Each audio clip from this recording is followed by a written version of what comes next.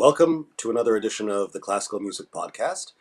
My guest today is a composer whose music I first met at my mother's Bacchanalia Festival in New York, and was instantly blown away because here was a composer who wrote music instead of experiments. I have been an admirer of his ever since. Dr. Philip Lasser is a professor at the Juilliard School, but rest assured that is the least of his accomplishments, and it is my pleasure and privilege to welcome him here today. Good morning. Good morning. Thank you, Emil. It's nice to be here. Before I even begin, I want to tell you what just happened not 5 minutes ago with my 6-year-old son, whom I said, I have to go and interview a composer. And Ramon said, but a live one, right? Because in his experience, composers are only dead. Yeah, I had an experience like that many years ago. There was a singer. She meant very well, but she was used to singing repertoire. And I guess her teacher had recommended that she look into my songs. And so being dutiful, she wanted to interview me before performing. And so she did, and she had taken notes on me and so on. And she asked me a few questions. And the first question was, excuse me, Dr. Lasser, I only have one date for you. And I said, do you mean like to perform? Want two dates? And she said, yes. And I said, no. Do you know what the second date means? I said, I'm unable to provide that one to you. Because when you first said, I only have one date for you, I thought, performance date. Oh, no. She means blankety blank dash blankety blank. Right. For her, composers had 2 dates. So right.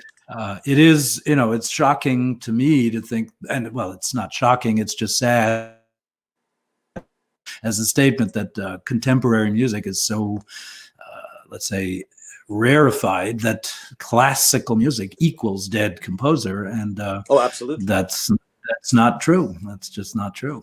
And it's one of the main reasons why I thought,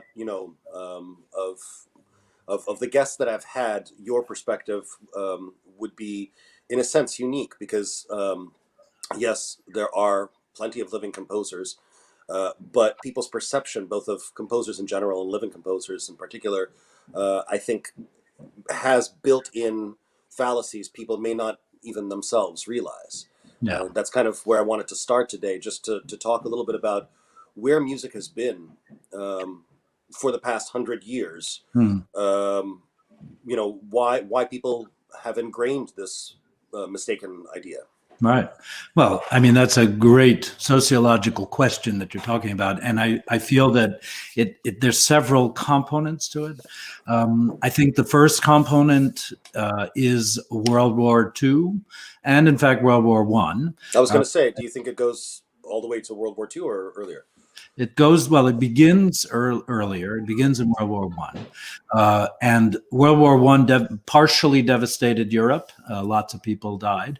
But most composers stayed in Europe. And let's remember that in World War I, or at that time, classical music meant European classical music. And America must have had to some extent, but they were attached to this idea that Western art music was coming from Europe, not from the United States. And so World War I started the trend of calamity. For example, Stravinsky went from large orchestra works to small neoclassical repertoire, like L'Histoire du Soldat, for example, and a few other works that are pared down instrumentations, for economic reasons. Yeah, it was too expensive. Necessity, yeah. Necessity. But that doesn't mean anything. I mean, I think the idea in Europe was still there were composers that were writing at the time, and it was always exciting to hear new works by Ravel, by Debussy, by Stravinsky. In Russia, I assume it was the same. And so then World War II came, and that's where things shifted, because World War II gutted Europe. And we forget this, but most of the great composers living in the mid 20th century came to the United States. So there was Stravinsky, who came to the United States. There was Hindemith, Mio, Darius Mio, right? Bartok, right? Just to name a few. Bartok taught at Columbia. And what's interesting about that is they came here because Europe had been gutted and devastated, and mentorship training, which they themselves had as students, and that they continued in Europe, stopped. And in America, where did composers go? Well, they went to academic institutions. And so they went to University of California.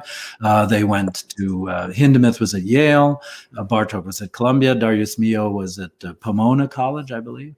And they went into these university settings. And that played a big, big role. By the way, Schoenberg, of course, I forget, and Schoenberg too was in California. Did he come around the Second or the First War? Well, I think he came not because of the Second World War, but he became institutionally really from the Second World War in the United States, and that was mostly, again, because there was very little performance. Europe had been gutted, and so just to make it a short narrative here, it's that switched music, because music fundamentally became an academic art in the United States, studied, and in a university setting. Well, can you backtrack then just for a moment? You mentioned the mentorship approach, died with, or went into hibernation, let's say, with composers taking up residencies at universities. What was it like before that? What do you mean by mentorship? Right. Well, in the past, meaning prior to that, early 20th century and before, a young composer who was often a performer, who showed prowess at writing his or her own music, would seek out a famous living composer, either in his country or her country, or by reputation. So people sought out Brahms and people sought out Schumann. Let's not forget, Schumann discovered Brahms. Yes. If it weren't for Schumann, we wouldn't know about Brahms. Hats off, gentleman, a genius. Exactly. And so that type of mentorship training, meaning you had one teacher, one perspective, you devoted your life and your belief to that person, you let that person mold you as a thinker and as a composer, as a musician, and so on. And so you had one strong perspective. I think in general that's true for almost all composers of the period.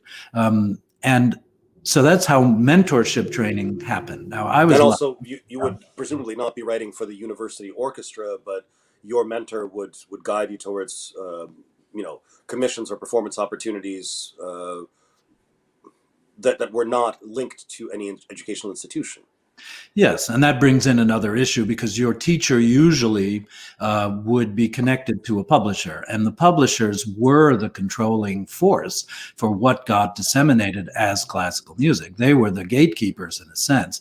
If you didn't have a recommendation, and if you didn't have chops, so to speak, and also if you didn't have music that was saleable. That's another thing that we forget, is that no matter what, classical music, certainly in the 19th century, was a product, and that's not minimizing it or cheapening it, but it was to be sold. And of course, there was this constant tug, pull, and push between the desire on the part of a composer to seek originality, to seek novelty, and so on, and the return to the center, because they had to sell, they had to promote. The music had to be accessible not only to the general audience as listeners, but to the general, middle class as people who would play a Brahms symphony reduction their piano in their living room. Right, and that's the other thing. When you wrote a symphony, which was a rarity by today's standards, you did it mostly. In other words, you would probably get that piece performed piano four hands or to piano. Very unlikely that you would hear it performed in the orchestra.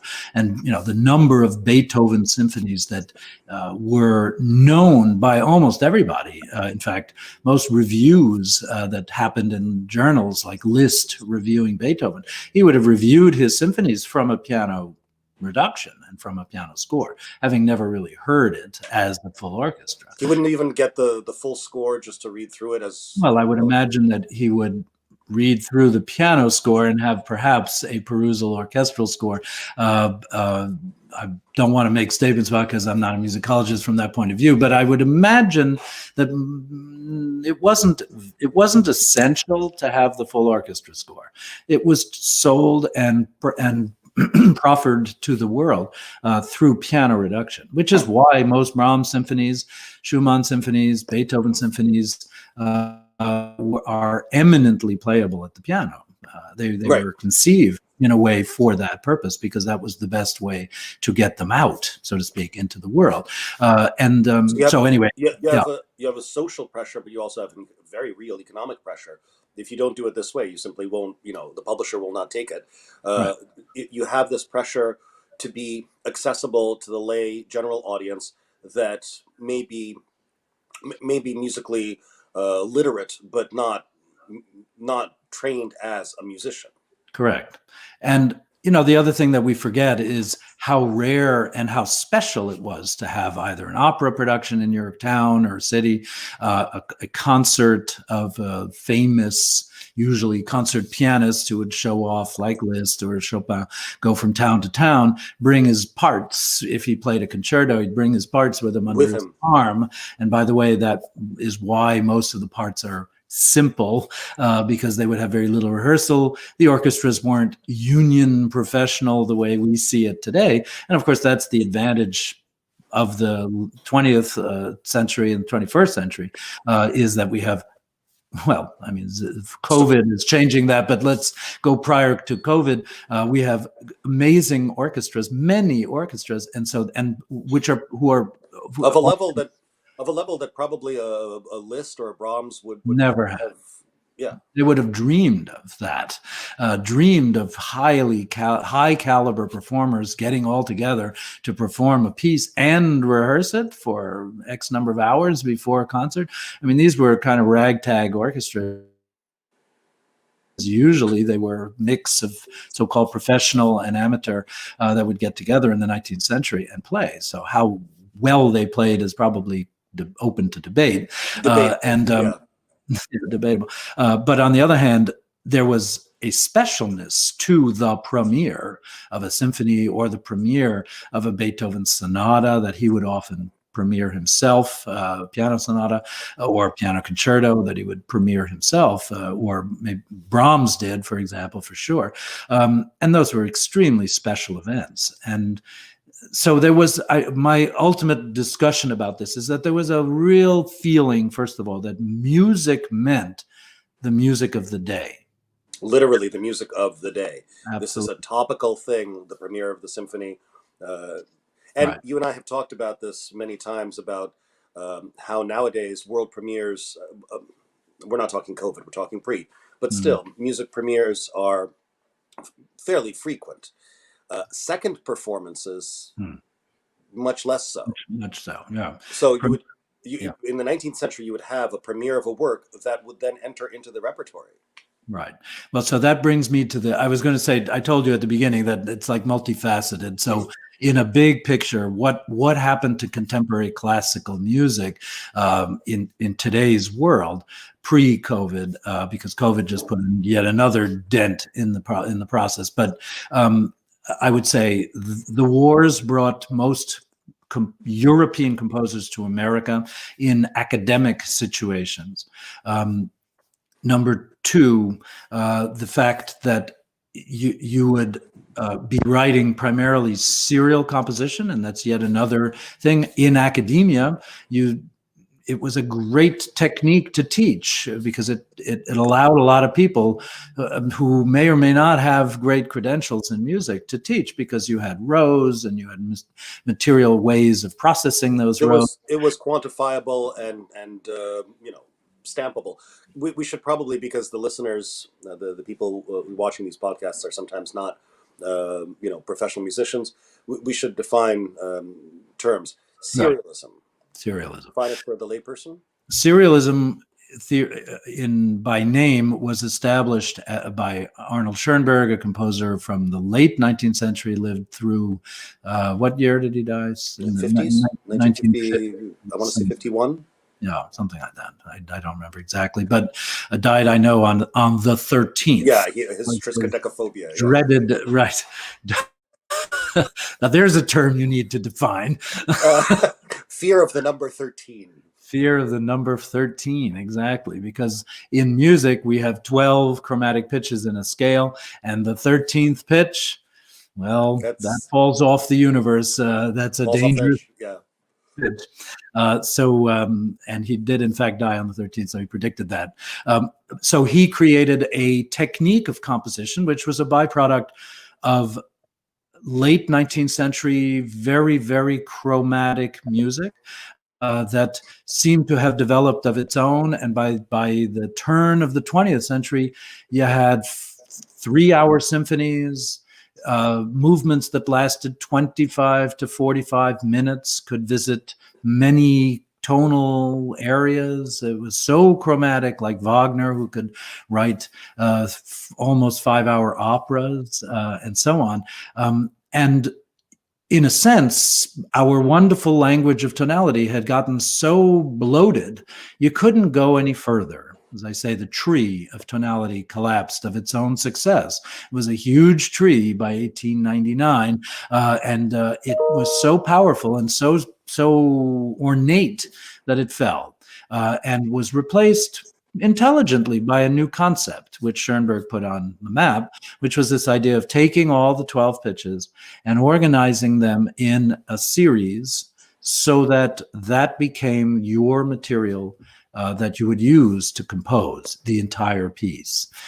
And it lent itself to very cerebral, very intellectual processes. I would even say mathematical Processes. In fact, most of them would switch the note names into numbers. So in fact, rows are often counted from 0 to 11 or 1 to 12. And you would have the numbers 7, 8, 3, 6, 5, 0, 12. And you would set up that row, and that was your row for the piece, or at least the movement. Your DNA. So the DNA. Pieces that you watchers, listeners, the pieces that you would hear, let's say, from the periods before serialism came about, depending on how harmonically simple or complex they are, they may omit certain notes or visit them a lot less frequently because those notes bear progressively more tangential relationship to the tonality in which you find yourself. And as soon as you change this ground rule into, this egalitarian vision that all 12 pitches need to get their turn on stage before you can repeat the row, you have changed from being a carbon-based life form to some other based life form. Music changes at the root level. And now we're talking about cerebral music that is written for whom? Well, mostly academics, academia. These concerts were largely performed in university or conservatory settings for an ever-increasing rarefied audience, an audience that could listen to this music. And as you said, it was perhaps another life form. Well, was it Schoenberg or Boulez? Who was it that said that they almost wanted some sort of like a test for entry into their concerts? Right. Schoenberg was against critics, basically said, I don't want critics to come, and I only want a knowledged audience, an audience of rarefied people who are intellectually up to the challenge of dealing with this type of music. I usually use an image for language, which is that tonal music before this Schoenbergian idea, tonal music was a language which has verbs, predicates, adjectives, and the notes put together create words, and those words can be verbs, gerunds, adjectives, nouns, and so on.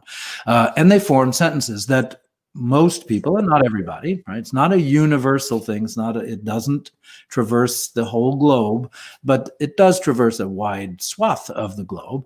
At any rate, could understand the music by hearing it. Just like if you know English, you can read Shakespeare, you can read James Joyce, you can read T.S. Eliot, and they all have different styles and language tricks but they were all speaking English. What happened was people forget that the notes that we use every day in music don't fall into the same categories. They're not just 12 notes, just like we have the alphabet of 26 letters, but we don't We don't create use X in every single word or sentence. right, as I like to say, the alphabet is divided into two uncrushable distinctions, vowels and consonants. You must have both because a word in English cannot be B, X, L, Z because it misses a consonant, a vowel, I'm sorry, it misses a vowel. Nor can you have a word A, O, U, I, Y, right, E. You need a mix. So those are uncrushable. And in the same thing, not all combinations of notes create words. And the problem was that the serial system destroyed that dichotomy, that distinction between vowels and consonants, or let's say the linguistic equivalent to vowels and consonants, and blended them all together and created mathematical procedures to move those notes together, much like if I were an author and I said, look, I have 26 letters, I'm going to put them in a computer, I'll create an algorithm that will spit out One some letter. right, Yeah. and I would get these words out that wouldn't necessarily have any linguistic link for Well, the I human. have now a perspective as a relatively new father. When my kids were learning to write, which they're still kind of doing, but when they understood the idea that these hieroglyphs were letters, each Mhm. one associated with a particular sound, they would then proceed to what they called write silly words on my phone, where they would type random keys and they Mhm. would want me to read it. And, what does this say? And I'm like, it doesn't say anything. Mhm. It's a random combination of letters. And it took, at that time, there were about, four. It took them a while to wrap their brain around the fact that, if you start out with having a word and then you figure out how to spell the word, you Mhm. start out with a conceptual, a melodic idea. You start out with some sort of musical concept, and Mhm. then you carry that out rather than producing um, some combination and hoping to derive a musical idea from that combination. Right, exactly. So, So the upshot of that was that it was eminently teachable in the United States in the 20th century, and you had a whole generation of people who were latched on to university settings, conservatory settings, and that separated away the compositional world from the audience that consumed that world and that enjoyed that world ever increasingly. And so, yeah, contemporary composition was seen as experimental, understood as experimental, and you had to have a crowd of people interested in that. And the general public that liked classical music would not gravitate to that music. It didn't speak to them. It didn't move them, and they'd much rather hear Brahms. And so the plate glass of history came up. that's a great that's a Uh, great image. I call that plate glass established circa 1918, 1920. Oh, The plate, I thought you would say about 1912. Well, no, because of course the premiere of Pierrot Lunaire was 1912, right? no, right. Well, the Um, plate glass took time to build. right. It had to still have a few years to rise. Okay. But once that happened, we have such a distorted view of music, of classical music. We have the museum behind that plate glass of the Brahms great and Beethoven. masterpieces, Brahms, Beethoven, Mozart, Schumann, and so on. And then we have these quirky experimentalists that are trying things, but there is no lineage, there's no sense of connection between the two. And of course, I'm an exception to that, very much so, because I had mentorship training through the Nadia Boulanger tradition and the whole idea of teaching counterpoint, harmony, musicianship, which were the methodologies of the 19th century. And I benefit from the fact that Nadia lived well into the 20th century. She died in 1979. She was 90 something. And she had shaken hands with Brahms.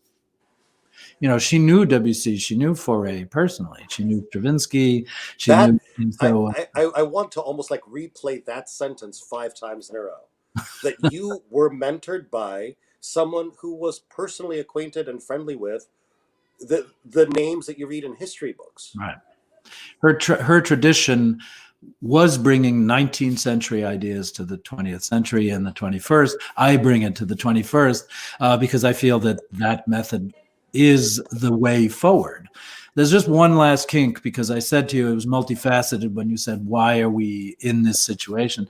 So that's the composer side of the problems. But I also think that audiences have suspended their ability to feel that they can hear a masterpiece and witness a new masterpiece. Audiences themselves are responsible, and hopefully we can talk to the audience as performers, as composers.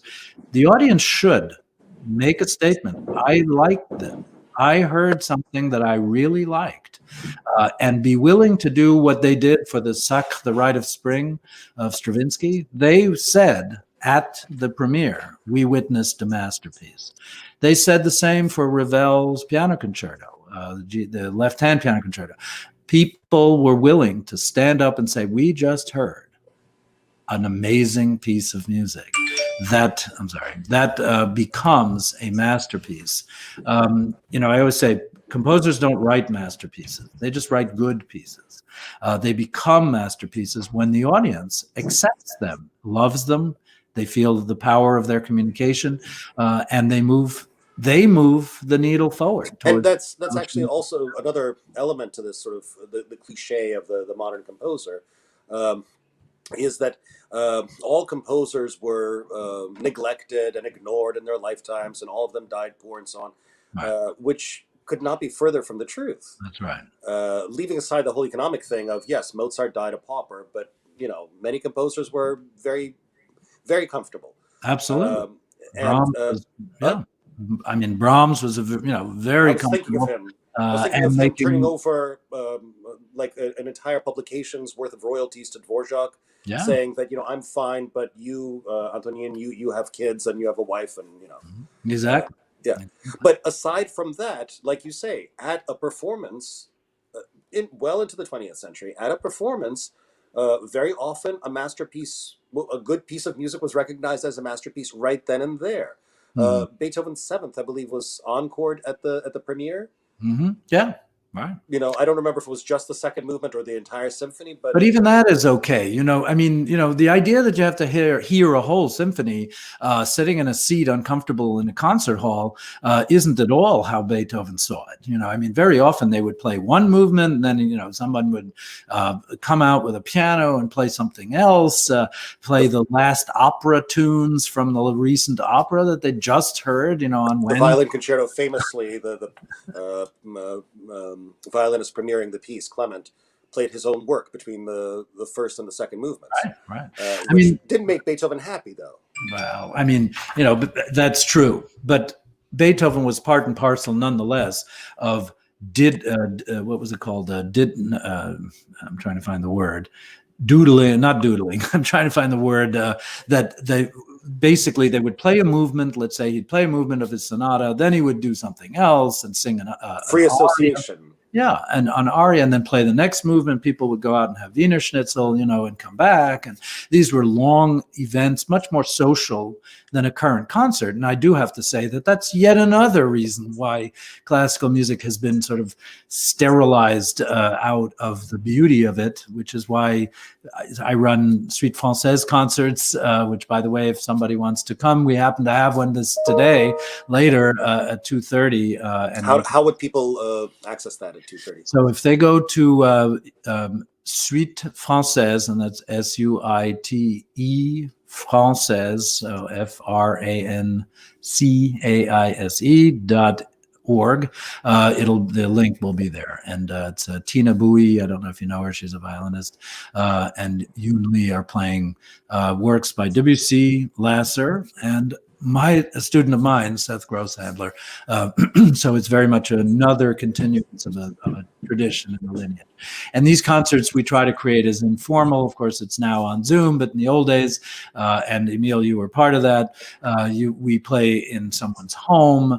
We have the audience right next to us with glasses of wine, the way it should be, and a discussion among performer and audience about the pieces in a constructive and dialogue way. That's the way music should be done. And if we could try to impart to performers that they have to kind of break that stiff stage Distance. image, it would do a big service to Well, contemporary. I think a lot of people know that they ought to break the sort of stiff mystique, but the manner in which it's done is not often in the service of either the music or even the performer.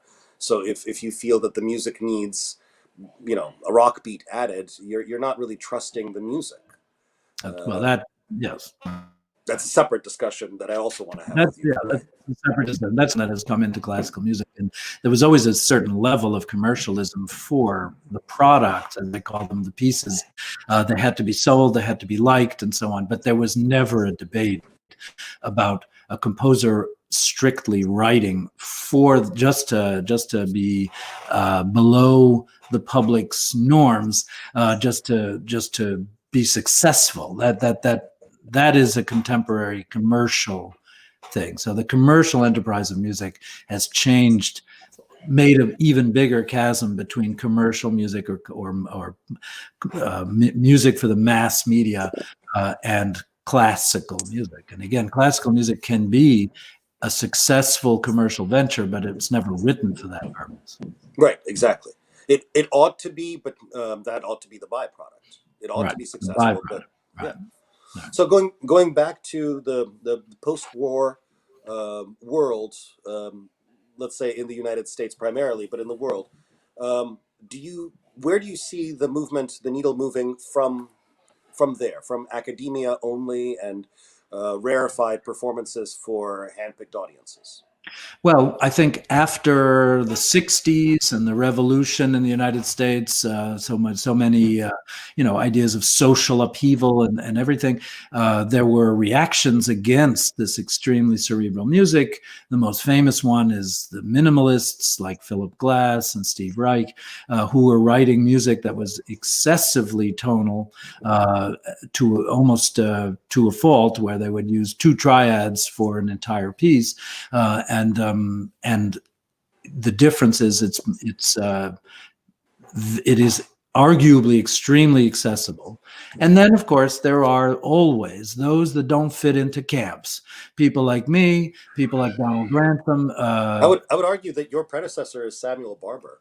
Sam Barber did not fit a category. Absolutely. And Copeland, didn't fit a category either, because he became successful or cornered the market on American classical music. It is stunning that he went in, saw the roots of folk music in America, namely jazz, Southern things, Dixie and banjo, and all sorts of folk ideas, tapped into them for his music, which is, by the way, I think that is the earth from which all good composers seek their fuel, their energy is always from folk ideas, elements.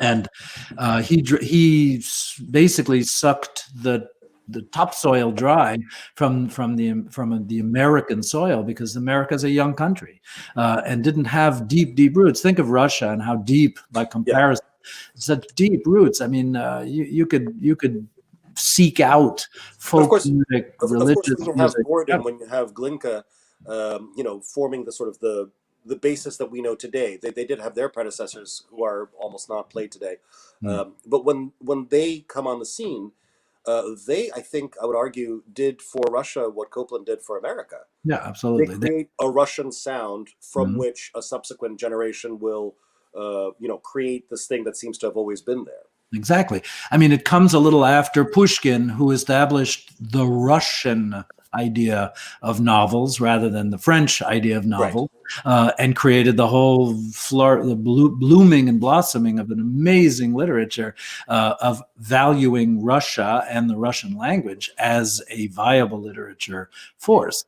And same idea that in music, instead of taking the German and the French style of music in Russia, why not take the folk music of Russia and sublimate it to a level that would become classical art, like Glinka, like Rimsky-Korsakov, Tchaikovsky, Mussorgsky more than the others in a way, valued really the deep cultural link between him as a composer and his national roots.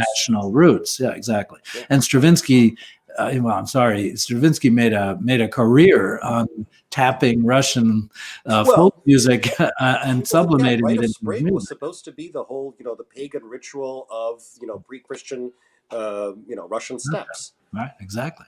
And most of the tunes in there are derived, if not completely copied from actual folk tunes, they are derived from folk tunes that he knew and knew well. And you can't look at any of his sort of standard works and not hear a Russian tune in there, really coming from the folk idiom. And America, unfortunately, is a much younger country, as I said, had a very narrow or thin topsoil of folk music to draw from, and Copland basically cornered the market on it. Barber didn't use that much of the. I get more of European lyricism from Barber. Yeah, exactly. And he cornered the market on a sort of an American approach to European music, but which worked well. His attitude toward both academia and audiences, I think, is an interesting one for people to know. Where I don't remember if this is apocryphal or I'm putting words in his mouth, but he basically said that other composers write for this or that purpose. I just write what I hear and I just do my own thing. Right. Barber did. Yes. Yeah. Right, exactly. Absolutely. He was fully aware that he was a category apart, and we're not saying better, worse, or anything. Just a completely different approach to what composition is for and how it's done. Right, these little satellites became unfortunately disconnected. There's no big tradition or trend in post-60s music. There are terminologies, postmodern, postmodern, and so on. These are run out of posts. Academic distinctions, but basically composers increasingly became isolated little islands, one after another, and I'm one of those islands. And as I always modestly say, I'm the most famous unknown composer around, because much of now you're reminding me of Strauss, right? I may not be a first-rate composer, but I'm a first-rate, second-rate composer. Well, and what I mean by that is my music gets played. It just gets played, and mostly chamber or solo. That it gets played repeatedly. People don't give a Lasser premiere and then forget all about it. Right. Well, it's not to fluff my feathers, but it is statistically an interesting phenomenon that my 12 Variations on a Chorale by Bach, which is a piano piece, mostly, of course, owed to the fact that Simona Dinnerstein had recorded it and performed it quite a number of times on a concert. So I'm grateful to that. That's how it got disseminated. But I have sold over 700 scores of that. That is of a new piece. I would like to know how many contemporary works, let's say for piano to keep it even, would have sold 700 scores. I don't know. I doubt that you would ever get to that level. Most of them, again, it's a rarefied study, so that you're lucky if there are 100 or 150 sold, maybe. And so what does that indicate? Well, it indicates that without being famous, it's about the music. People like the piece. Doesn't matter who wrote it. In fact, one day I got a wonderful, reverse compliment, because someone came up to me and said, I heard a beautiful piece on the radio the other day. It's called the 12 Variations on the Bach Chorale. Do you know it? And I said, yes. But I didn't tell him I wrote it. But that's got to be a lovely feeling, though, right? Yeah. Well, they didn't care who wrote it. It's not about the cult of a composer's personality. It's not about fashionable, unfashionable. It's strictly about the piece itself. Right, exactly. They're like children for me when I write. It's their children. They're my children, and after they're born, which means when I've ended my compositional part of it, they live on and they mature too. I've seen this piece grow shockingly. I mean, to hear it played after 3, 4, 5 years, and all of a sudden I'm doing, wow, it's a different piece than what it was. It's the same person, just like a person grows, so it's the same person, but they look different when they're 15, when they're 20, when they're 30. And I find that very deeply rewarding to know. I So, actually I wanted to talk about that too. I wanted to talk about the role of the performer. It's a puzzle that I've often posed to my students, to myself. When a composer creates a piece, I was brought up to believe that when a composer creates a piece, the composer is God and the piece is the world. And you, as the performer, you get to live and inhabit that world, but your ultimate obedience, the world's ultimate obedience, is to the God that created it. The puzzle is why it is that sometimes the God of a given world says that the inhabitant rules the world better than the God. Why Rachmaninoff says that Horowitz plays Rachmaninoff's works better than Rachmaninoff. Why I can listen to right. Ysaÿe playing his own Rêve d'Enfant and think, well, is that all that you're seeing? Because there's more, I right? agree. Completely agree with What that. What do you feel? This is jumping ahead topically, but we're jumping around anyway. Yeah. What do you feel the sort of authority of the composer extending toward? I especially am thinking of a note that you put at the head of the Berceuse, I believe. Do you remember it? Yeah.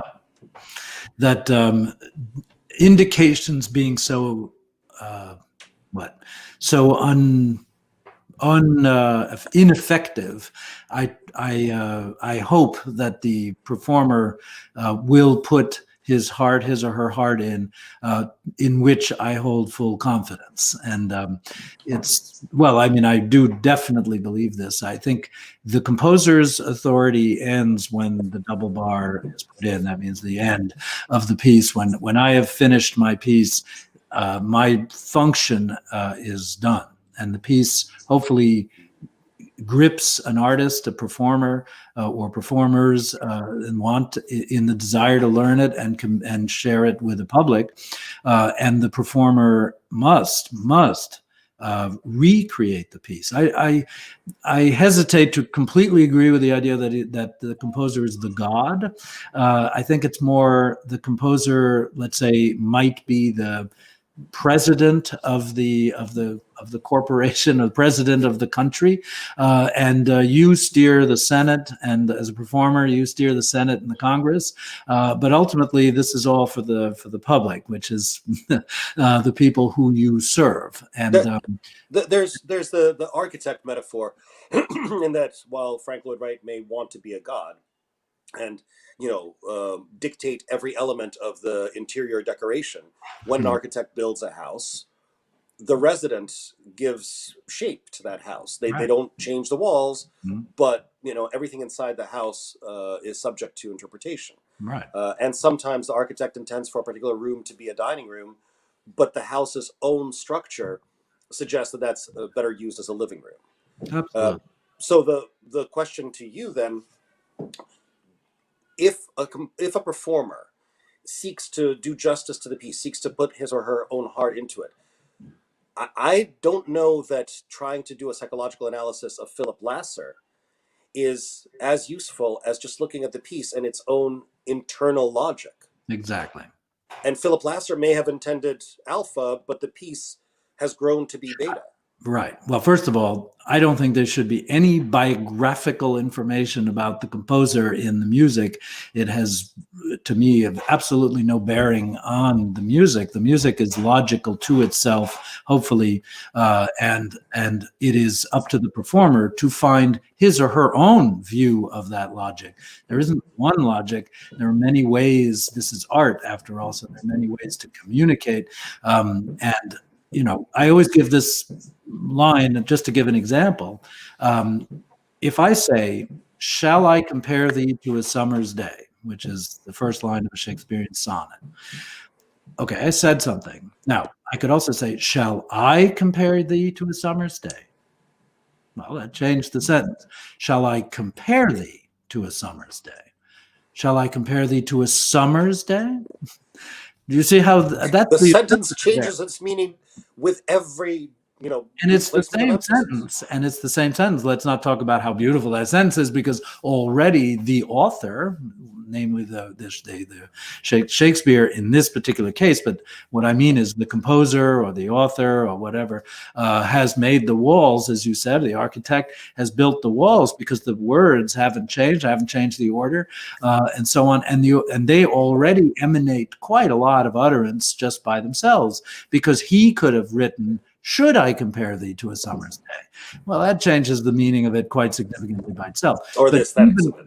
or the aesthetics and the ultimate import, the rhetorical quality and the sort of kind ask of shall I compare thee is much more loving and gentle than should I compare thee, which suggests that perhaps you should not, and but then you have the sentence that is written by Shakespeare, and then you have the performer or The reciter.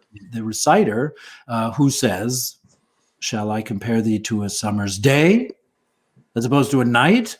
Shall I compare thee to a summer's day, as opposed to call you a summer's day?" So you have enormous latitude on the very same sentence. And now you multiply that by a million, because in music, it's abstract. It doesn't even have words that have specific meanings in a language. They are deep emotional links to archetypes in our souls and in our hearts.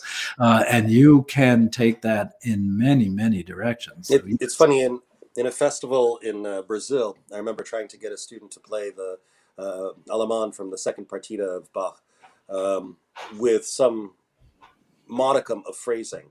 And in trying different things, I began to realize that saying musically, here you have, a suspension, here you have a resolution, that wasn't doing it. Hmm. And what finally did it, I started reciting "To be or not to be, that is the question. Whether 'tis nobler in the mind to suffer the slings and arrows." And I went through the entire soliloquy. Hmm. And then I started playing it, complete with musical sentences and digressions and clauses. And I saw the student's eyes like do this. Hmm. And then she just played it completely and utterly differently. Hmm. Differently from me, Mm-hmm. and sensibly and nonsensically for herself. Because she made the music make sense to her, and Yes. as a result made sense to you by listening. Absolutely. When my students ask me, what should I do? Well, of course, I think you should perfect the ear through craft issues like counterpoint harmony. But as far as composition, what the best lesson and what I tell them to do? Find me 12 poems that you absolutely love. I say 12 because I want them to go out and read enough. And they look at me always confused, like, what does that have to do with What music? poems? Yeah. Yeah, well, no, but what does poetry Well, have what to does do with poetry have to do music? with music? And my point is, no, music is poetry. So if you don't understand poetry, and if you don't know what it means to be immediately touched by words in a poem, you can't even begin to talk about writing music. In my All the time, I find myself using not musical terminology, but grammatical terminology. This part of the phrase, that's the comma. Here's the period. Here's the end of the paragraph. right. I remember even not just poetry, in prose. Gore Vidal in Lincoln wrote about how at the delivery of the Gettysburg Address, uh, somebody started, I think, applauding and was promptly shushed because, and I quote, "the crowd did not want to break the music of the words." Mm. And that totally makes sense. The Gettysburg Address, one of the reasons for its immortality, I think, Mm. is that it is like Mozart. You can't really change any word. That's right. It really does destroy the flow of it. The flow, the meaning, the ultimate message of it. Yeah, absolutely. That's a narrative quality. However, you can deliver it, again, with slight variation of tone, emphasizing different words, halting between a sentence a little more than another, and that affects the ultimate message. But it must make sense to you as a performer or a First. narrator or an artist. Yes, First. absolutely. The mistake, I think, for the performer, and this is where treating the composer as a god and trying to find endless biographical material on Lasser or Beethoven Right. may be misguided. because then the performer is trying to play to some invisible judge in their heads. Hmm. Is this right? How about Hmm. this? Do you please Right. like me? You know, uh, instead of I have taken the piece in, digested it, it is now mine. I'm going to present it to you. This is the right way to do this piece, This is according the to way you. I believe it goes. Yes. This is in me. I believe it goes this way. And, with regard to bringing it to contemporary music, I would say performers have such an important role in bringing classical music forward. And that is by not just playing Beethoven and Brahms, which are these relics from the past. They're beautiful, they're important, and their But messages are powerful, but they, I'm well, sorry. I want to stress when you say relics from the past, you are not demeaning them and saying they belong in the past. No, you are saying these are. These are masterworks of the past. We live with the past and the greatness of the past, whether it's in painting and literature and in music and poetry. There are masterworks that still are masterworks because they speak to us today, even though they were written in the past. There's However, they are still testaments of the past. That's why maybe the word relic might sound meaning, and it's not what I meant. It's just that they were written at a time period. Just to give you an example, I feel my music, as on the surface might seem conventional, is not, because in fact I travel very, very fast motivically, in the narration of the material, very fast. I mean, much faster than Brahms. In fact, if I can give you one image of that, because we live in a fast-paced world, because that's what I pick up as a composer in our society. Is we have iPhones and we have computers and texting, and we're multitasking, and all these things speed up our notion of reality. And so one of my commissions early on was by Zul Bailey, to write a cello sonata that would bridge the gap between the Brahms cello sonata, the E minor cello sonata, and the Debussy cello sonata. And he was going to give a concert where it would go Brahms, Last, or Debussy, which is a very interesting positioning, because I'm alive, but I'm between the two. And I thought it was really good. It was a challenge. And so I picked whatever. It's not the point is to talk about the piece, but the first movement of my piece is exactly the same length as the Brahms first movement, which is about almost 10 minutes, 10 minutes and 30 seconds, something like that. And it's almost exactly the same length. I mean, to a few seconds. And that was designed very deliberately. And I remember at one of the concerts that was performed the pieces, and someone came up to me and said, "Oh, your music's so beautiful. I wish we had heard more. It felt too short." And I said, just out of curiosity, which movement do you think was longer, the Brahms first movement or mine? And oh, well, yours was much shorter. And I said, no, they're actually the same length. And so that's a psychoacoustic phenomenon. That's a perception thing that I think is deeply related to the fact that we live in a fast-paced world. That's what I meant by relic. So Brahms, there were no phones, or there was so a slower paced life. times was slower, and therefore the declamation of story was slower, and it still comes across that way. And I think music today, my gut feeling, has to grab our attention in a much faster way, and move us in a much faster way, because we're more impatient, because so much hits us cerebrally, instantaneously, at a much greater rate than the 19th century. So to come back to my idea, performers should always keep their eyes and ears open for new work, always. And they should also say, I like, I don't like. That's something I say, that you as a performer must make a statement. Doesn't have to be justified beyond, I like this piece or I don't. I think sometimes you have to listen to something 2 or 3 times before you determine whether you like it or not, but that's a different story. That you make a commitment of saying, I like this or I don't like this. And please don't perform music that you don't like. Yeah, I mean, you have to sell that music to 100 people, 1,000 people. Um, when you play a piece because you are obliged to. I mean, there are instances where you have to, but you are not doing the piece good service. Service. The first time that I heard the Strauss Sonata, which I now adore and play every chance I get, which I would love, by the way, to play with you at some point. But the first time that I heard it, I didn't like it at all. It sprawled and it seemed to be disconnected. And whether by the third or the fourth listening, I perked up and said, "Oh my gosh, this is beautiful! I want to learn this," because it was the third or fourth listening, or just because the first performance possibly was not, done as well. The performer didn't do the piece justice, didn't help me, the first time listener, to hear it. I don't know. I don't know which it was. Yeah, Maybe but I grew used to it, well, but I but suspect also there must have been something upon the first hearing that made you hear it again. no. I heard it again, not because I sought it out. It was probably in a competition or somewhere else. It found me the second time. Hmm. By the third or the fourth time, probably I did seek it out. But I do know that there are pieces that I've heard repeatedly that I didn't like at the beginning, and I keep on not liking later. Right.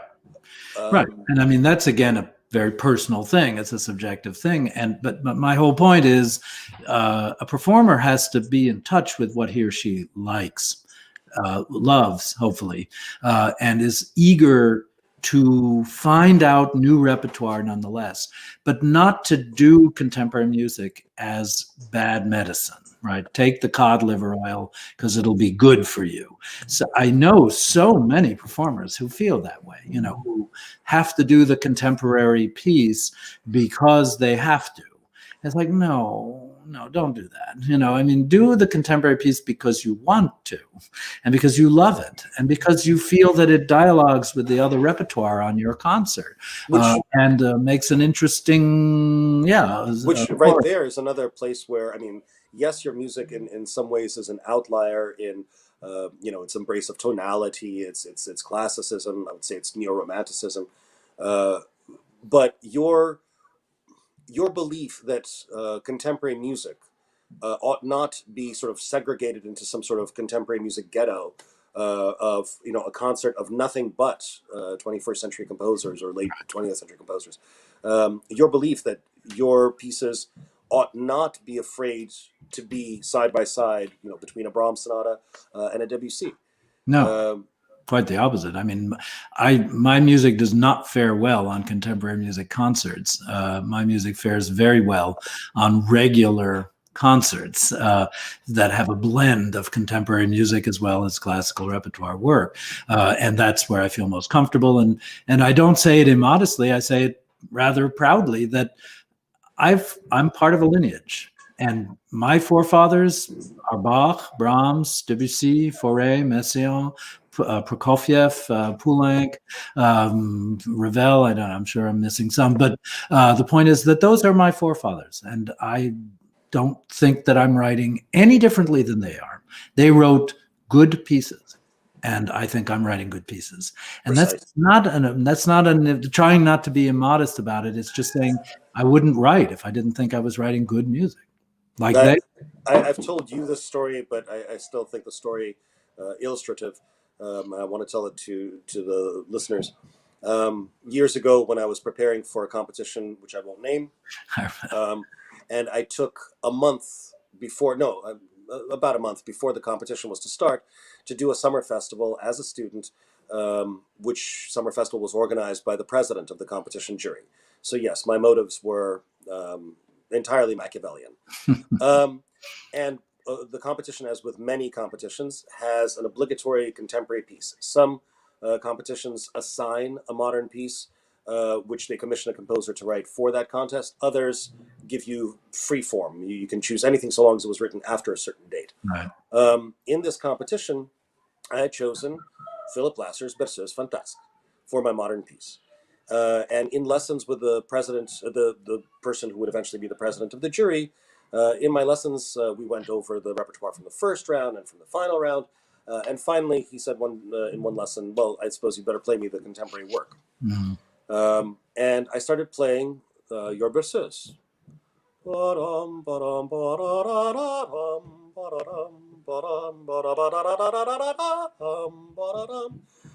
And he stopped me. I don't think he let me get even that far. He said, "No, no, no, I want the contemporary work." I said, "This is it." He said, but he said contemporary. I said, this was written in 1998. He said, but you know what I mean. I said, I don't know what you mean, even though I perfectly well by that time knew what he meant. He said, you can't play this at the competition. I said, why not? He said, it's too beautiful. Yeah. I mean, full circle with where we Yeah. began. The idea, not just in the general audience's mind, but in this highly acclaimed violinist, professor, pedagogue's mind, the idea that contemporary music is contemporary because it is inaccessible or unpleasant or taken, like you just said, like your medicine, your cod, fish liver oil. I understood his point. The competition wanted to see what prospective performers would do when confronted with the need to play a piece that was frankly unpleasant. But like you just said, the solution's simple. Don't play it. Right. Right. Well, I mean, exactly. Now, that being said, there are many pieces that I don't find immediately gratifying, but I do upon listening. I do think that you have to learn in contemporary work to listen a few times. I mean, I think if you listen to a late Beethoven string quartet once, you might come across and say, but because those are rough going, too, thorny pieces. But if you listen to them a few more times, they will grow on you, and they'll see. And I think most contemporary work, because it's unfamiliar, you do have to give it a little bit of time to like. But my argument is, if after 3-4 times it doesn't grip you somehow, then move on, find something else. It's not like there is a shortage of pieces being written. Well, that's the point. And so I think performers can play a variety. I mean, there'll be as many pieces of different styles and different genres as there are performers, but they'll be performed convincingly rather than as the bad medicine on the concert. That's Right. my Right. But the idea of programming contemporary works on concerts of standard repertoire, the idea that you don't have to strategically place the contemporary work in such a way that the audience doesn't have a chance to flee. right. You don't put it at the end, you don't put it at the beginning so people arrive late to avoid it. You don't have to think about how to get people to not avoid the work. Right. This I think is an outlier in both administrators and performers' minds. Would you say that this does represent that this is more than just you, that this represents a new direction? Yes. You mean to be writing more communicative music? Yes. Yeah. I mean, we have come full circle, and most students that I come across, whether at Juilliard or at my summer program, they're almost all writing communicative music primarily. The hope is that with craft, they will write unique music that really speaks their voice, and that you can only do with craft. You can only do it with counterpoint, harmony, analysis, musicianship, where you form your ear so that you hear, as I always say, to the left of what everyone else hears. What do you mean by to the left? That means you have to hear the implications that are not obvious to the listener and guide the listener through those realizations. If you listen and hear only what everyone else hears, well, you have nothing to offer. If you hear things that no one could possibly understand, well, you're also not really speaking to it. So there's a half line. It's this wonderful place in the middle but you can't state the obvious, but you also can't state the incomprehensible. So I try to be to the left of the things that are obvious, but not so far off to the left, so that when the audience listens, hopefully they've learned and they've heard something, and that it moves them because they've learned something. They do hear the obvious. They do hear the implication, but you are trying to shape their ability to hear. In a deeper way. Yeah. Yeah. I would say that this is a fairly sort of optimistic view of the future. Then you think that as we are well into the 21st century, that we are pointing away from this sort of academic, rarefied world? Oh yeah, yes, I can safely say that I think that is now basically behind us, and we have new challenges. The new challenge is to create meaningful music that is, as I said, not too obvious but not too alien, and I think more and more students are getting it, and ultimately originality will be what the composer has in As his. it always has been, really. It always, yeah, right. Yeah. Comes back to full circle. Would you say that the commercial arenas, I'm thinking now specifically of film music, that is part and parcel of our world, that they're a Venn diagram, that they are totally separate? What are they? Yeah, well, that's difficult. I mean, music has always been attached to things all through history, right? Most of music evolved in the church, and that was a byproduct of being attached to the service and the liturgy and so on. Opera is, in effect, attaching music to a play, to a drama, and so on, to sets and costumes. And music for film is the modern opera, it's the modern day opera. So, in effect, we're continuing that. I think there is a commercial side of film that not all film, but many film productions are commercial, which means both the visual, the story, and the music have to go to the lowest common denominator to sell as many tickets as possible. And however, there are still high art film, and high art film is where high art music is going also. And I don't think that's a separate entity. Yeah, I was It's just thinking, like before opera. Yeah. before we had Corn Gold, but he brought his own concert hall language into the movie theater. There are composers now certainly who write a score full of sound effects, but there are those who write music that then is elaborated upon in the concert hall. Personally, I find hope in that as well. Yeah, absolutely. That people hear a little smattering of something in the movie and they say, I want to hear more of that and elaborate that, please. Mm-hmm. I think film is one of our major conduits for music to be presented to a broad public, and hopefully will continue to be that. Yeah, absolutely. We usually leave time at the end of these chats for question and answer. I don't see any question answer. Oh, okay, we do have some question answer things. May you share some of your favorite contemporary composers and perhaps some of their works, specifically for piano, that you find enjoyable? That's a very nice question. For piano, you said? Yes. Where I'm looking for that. It's a chat that popped up at the bottom of my screen. I think it's comments. Yeah, I have comment. Anyway, for piano, well, I mean, again, not mine, I think. Then there are people like Benjamin Boyle, who I think is a really fine composer who writes well and sensitively. I think Nico Muhly has some very, very nice pieces for piano. Nico has went to my summer program actually when he was very young.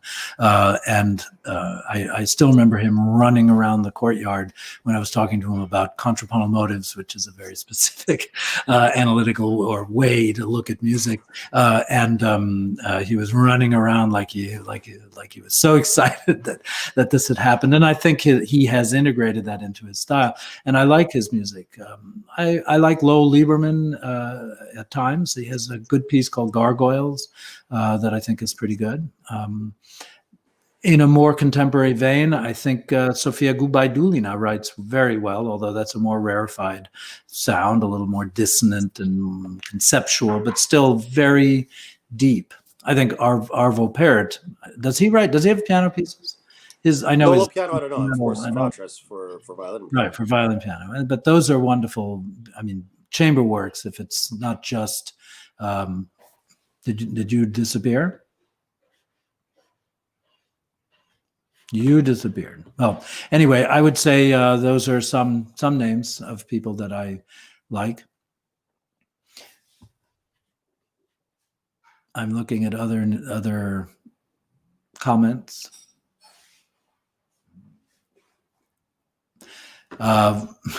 Thank you, William. Yes. So I'm sorry. tried to see what the next comment was, and I threw myself off the. So William says, any moment I can hear Dr. Lasser talking about music as well. Time well spent, and that's very sweet of you. Um, um, does the Juilliard Composition Department discuss Australian music? Does it? Well, I know a few contemporary Australian composers. Natalie Williams is one who's quite a good composer. I would recommend her music. I don't know offhand whether she's written for piano, but and you're saying, are there any contacts with their musical culture? Do you mean Australian culture? Yes. At Juilliard per se, I don't know of anybody, but maybe I'm mistaken that there are Australian student composers. I'm not aware. In the faculty, there are none, but it would be interesting. I'd like to look more into it. I think Australia has a very budding contemporary music scene, very, very blossoming contemporary music scene. Did you already see this comment about Russian classical music for Anastasia Ballet, Revolution in Soft Music? I'm not aware of it. What is it? I am not familiar with this. No. Russian classical music for Anastasia Ballet. Anastasia. So it's music written for this ballet in the company, or Anastasia is one of the teachers at the Kirov Academy. Oh. So Russian classical music for a ballet that Professor Anastasia will be putting on. Well, let me think about that. I mean, just asking for suggestions. I don't want to just toss things off, but let me think about that. And if you could put me in contact with this person, absolutely, we can. One of the nice things about these chats going, and living on the Kirov site and on Facebook and so on, is that comments can be responded to not only in real time, but yes, obviously there's endless reams of Tchaikovsky, either written specifically for ballet or that can be applied to ballet. Right. So possibly a little more. I think it means something original, meaning something written for this rather than pre-existing music. I mean, I think that's what it says. For new music, right? Right. Something that. With regard to the research project, I mean, so if you want me to please be in contact with me. This is Rosita, who says she's doing a project on. Is it a she or a he? I'm not sure, but on Australian classical music, I'd be delighted. Just shoot me an email or through Emil, and I can recommend. As I said, Natalie Williams is an Australian composer who I think if she's not there now, I think was there and then moved back to the United States where she studied, I think, but was in Australia for some time, and I believe definitely knows the Australian classical music world there. So I seem to remember also this listener had asked this question when I was interviewing Andrew Havron, who is the concertmaster in Sydney. Andrew's, of course, British, but Sydney has been his home now for some years with the symphony. For my part, I'm unfamiliar, but my viewfinder is much narrower than yours. I see a bunch of things. I see, anyway, so it is Beatrice, that's her name. And so just shoot an email to Emil, or I don't know how they can contact you. Is that a way? Is there a way? Absolutely. Beatrice Doloff, I believe I have an email from her, or at least a Facebook Messenger. Right. I can be found on Facebook. Dr. Lasser can be found, I believe, on Facebook. Right, that's the easiest. Send an email that way. I mean, a text or whatever message. And then Dan, who I know is a student at EMA and a student of mine. Why is French organ music so successful with craft? Why hasn't this kindled other fields like contemporary composition, academic composition? Excellent question. Great question. As I like to suggest, when you're an organist, you automatically have craft, because to play the organ and to manipulate your hands and feet, and all the stops and so on, that takes an enormous amount of training. And so often you are, in a sense, well versed in the whole aspect of playing extemporaneously or quickly. Improv is very much part of the organ world. Certainly in France, an organist has to have music when the congregants come into the church, so there's a certain amount of improv that's automatic. And that became a tradition on the part of the French to train organists to be not just improvisers but good composers. And it's a fascinating world, that world of Duruflé. I mean, so many of them, that even Messiaen was an organist, and that's a uniquely French domain, probably because the organs in France developed in the 19th century to such an extent. I mean, they became very beautiful, elaborate instruments. And so there were many composers who were, in fact, in the choir loft in churches. That was the French way prior to World War II. Definitely. Do you think that the fact that the organ is sort of like an orchestra contained in one person Right. has everything to do with that, with encouraging people to think vertically and horizontally? Yes, but I mean, the question really is that the organ training in France was very craft based. You had to do keyboard harmony up the wazoo. You had to do counterpoint up the wazoo in order to get any of those positions. And the positions that were high visibility organ positions, like Notre Dame or La Madeleine, where Fauré was, and I believe Messiaen was at the Trinité, and so on. These were high visibility organ positions, and they were known as Kapellmeisters, in effect. These performers / composers who were organ mavens, great, highly trained at the organ, but also highly trained as composers. Interestingly enough, most of their repertoire is organ, which is interesting because they didn't necessarily branch out. You think of Bach. Bach was an organist, arguably. He also played the violin, but he was an organist. But his music goes into all realms of musical composition. That's not true for most of the French organ repertoire. You would hold up for wasn't Franck an organist? Yes, right. So yeah, yes, but you have, of course, the pieces that we know go far afield of just organ music. Yeah, that's true. No, you're right. But I was thinking of Duruflé, yeah. A few others like that, who were primarily organ composers, which doesn't mean they did not write other things, but mostly known that way. That's a fascinating question. I have to start. We have to wrap up, I believe, because I have that concert. So, can I leave? How do I do that? How do you leave? If I want to write a comment. Oh, do you see the buttons at the bottom of your screen? Yes. There's a chat button. So there's the mic, cam mic, chat, and leave. I don't have chat because I must be invited. I can do a private chat, but that won't help, I believe. Are you looking to leave an email? Oh, yeah. Lawrence says that he can type for you. Go ahead. Okay, so, well, if you could write the website, Suite Française, and it's one word, SUITEFRANCAISE.org. They'll see the information for the concert today. If they happen to be free and interested, you'll hear 2 short works. La Berceuse Fantasque is being played by Tina Bowie and Yoon Lee. They're playing the Debussy Sonata. They're playing my Jewelry Box, which is a short piece for violin and piano. Which you've promised to send me. I haven't sent that to you. I'm my worst enemy when it comes to promotion. So, no. I mean, thank you. I have no room to criticize. Thank you, Lawrence.